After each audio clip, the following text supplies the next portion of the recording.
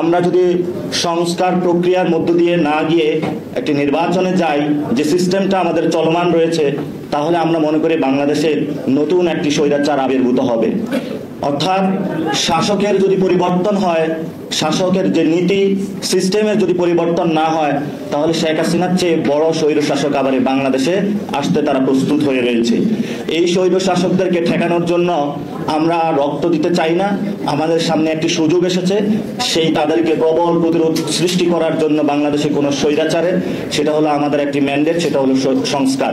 এই সংস্কারের কার্যক্রম যদি আমরা শেষ করতে না পারি, তাহলে আবার বাংলাদেশের উপরে যে স্বৈরাচারের কবল আসবে, সেখানে আরো অনেক মানুষের অঙ্গহানি হবে, অনেক মানুষের রক্তপাত হবে। কিন্তু সাথে সাথে শেখ হাসিনার দলের যে পরিণত হয়েছিল, তার যে ভয়াবহ পরিণতি তাদের ভোগ করতে হবে।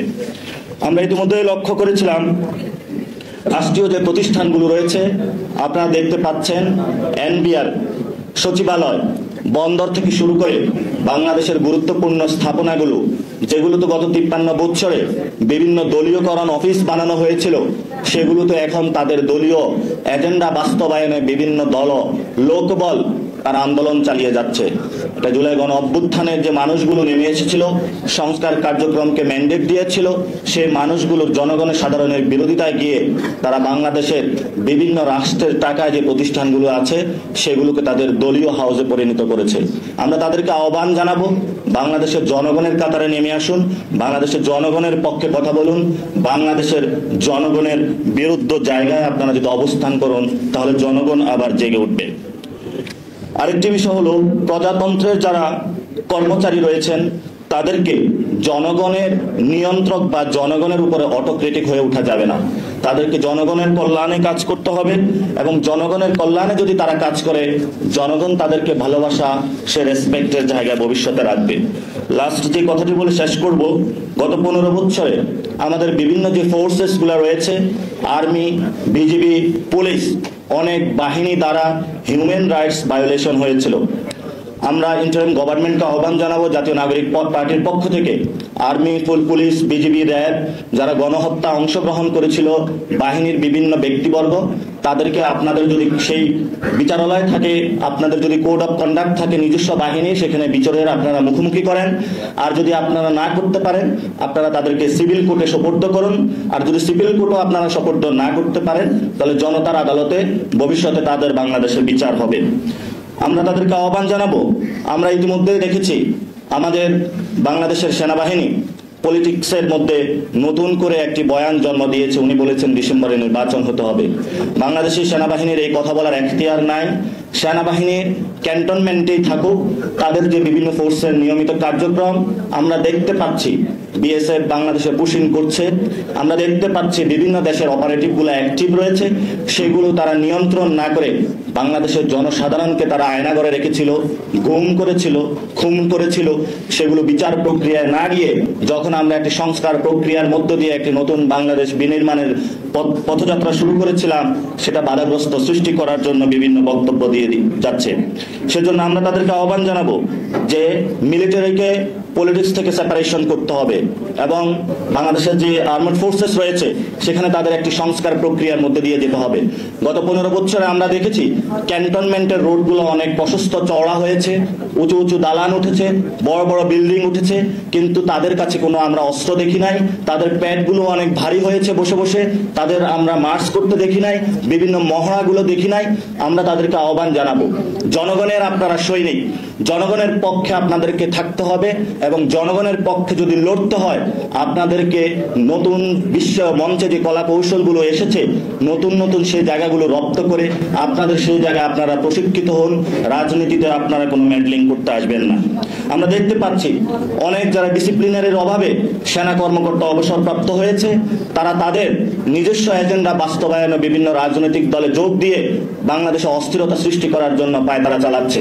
আমরা তাদেরকে আহ্বান জানাবো, আপনি যখন অবসরপ্রাপ্ত হয়েছেন, আপনি সেখানে আপনি সিটিজেন আকারে অভিমত প্রকাশ করতে পারেন, কিন্তু কোনো বিশৃঙ্খলা সৃষ্টি করলে জনতার আদালতে আপনাদের বিচারের কাঠগড়ায় মুখোমুখি হতে হবে।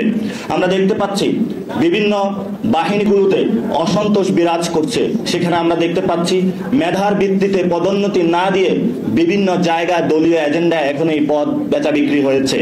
আগামীতে ক্ষমতায় কে আসবে সেই ভিত্তিতে এখানে লাইন আপ তাদেরকে ধরা হয়েছে।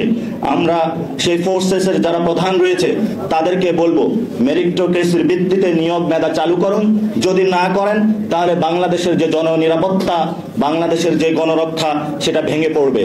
আমরা জাতীয় নাগরিক পার্টির পক্ষ থেকে দেশবাসীকে আহ্বান জানাবো, আমাদের গণপ্রতিরক্ষা অনেক দুর্বল হয়ে পড়েছে। সেই ক্ষেত্রে গণপ্রতিরক্ষা কিভাবে আরো মানোন্নয়ন করা যায় আপনারাও সজাগ থাকবেন। যদি কোনো যুদ্ধ আসে সেই যুদ্ধের জন্য প্রস্তুত থাকবেন। অবশেষে জাতীয় নাগরিক পার্টির পক্ষ থেকে যারা এডুকেশন, হেলথ সেক্টর, আপনার বাচ্চা একটি সেবা পাচ্ছে না, সুন্দর এডুকেশন পাচ্ছে না, সেই জন্য আমরা কিছু দাবি তুলেছিলাম এবং সেখানেও আমরা কিছু সংস্কার প্রক্রিয়ার আওয়াজ তুলেছিলাম। আপনারা সেগুলোর সাথে ঐক্যমত পোষণ করবেন। এবং আমরা বলেছিলাম যে আমাদের হেলথ সেক্টরে যে অবস্থায় রয়েছে, আমাদের এডুকেশন সেক্টরগুলো যে অবস্থায় রয়েছে, এই অবস্থায় যদি বাংলাদেশকে আমরা ছেড়ে দিই তাহলে আমাদের এই গণ অভ্যুত্থান বৃথা হবে। এই জন্য ওই মিনিস্ট্রিতে যারা রয়েছেন তাদেরকে আমরা আজকের এখান থেকে আহ্বান জানাবো, আপনারা স্ব স্ব দায়িত্বে আপনারা অগ্রগামী ভূমিকা পালন করুন। তাহলে আজকে যেভাবে স্টুডেন্টরা সচিবালয়ে গিয়েছিল, জনতা যেভাবে সচিবালয়ে যাচ্ছে, বিভিন্ন ক্ষেত্রে আপনাদেরকেও ভবিষ্যতে জনতার আদালতের কাঠ গড়ায় দাঁড় করাতে হবে। আমি ছোট্ট কয়েকটি কথা বলবো। আমরা যে সংস্কার যে প্রক্রিয়াটা বাংলাদেশে বড় আকারে রব উঠেছে, সেই সংস্কার প্রক্রিয়া এবং নির্বাচনের যে প্রক্রিয়াটা রয়েছে এটার ভিত্তিমূল হলো তিনটা। এই তিনটি ভিত্তিমূলের বাহিরে যদি আমরা সংস্কার প্রক্রিয়া করি, এই তিনটি ভিত্তিমূলের বাহিরে যদি আমরা নির্বাচন করি, তাহলে যে গণতান্ত্রিক এবং সত্যিকার অর্থে আমরা বাংলাদেশ দেখতে চাই সেই বাংলাদেশের স্বপ্নের জায়গাটা আমরা কখনো পাবো না।